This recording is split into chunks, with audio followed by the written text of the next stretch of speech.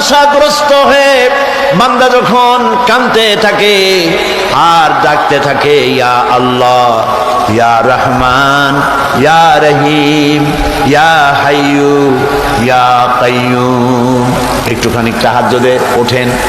গভীর রাত্রে ঘরের সবাই যখন ঘুমানো, আপনি তখন উঠুন, উজু করে একাকী রুমের ভিতরে ঢুকে তাহাজ্জুদের নামাজ আদায় করে চোখ বন্ধ করে যদি ডাকতে থাকেন মধুর সুরে, ইয়া আল্লাহু, ইয়া রহমানু, ইয়া রহিমু, ইয়া হাইয়ু, ইয়া কাইয়ুম। আল্লামা ইকবাল বলেছেন, দিল সে जो बात निकलती है असर रखती है पर नहीं मगर ताकते परवाज रखती है। দিল থেকে যে কথা উচ্চারিত হয়, মুখের কথা আর মনের কথা ভিন্ন রকম।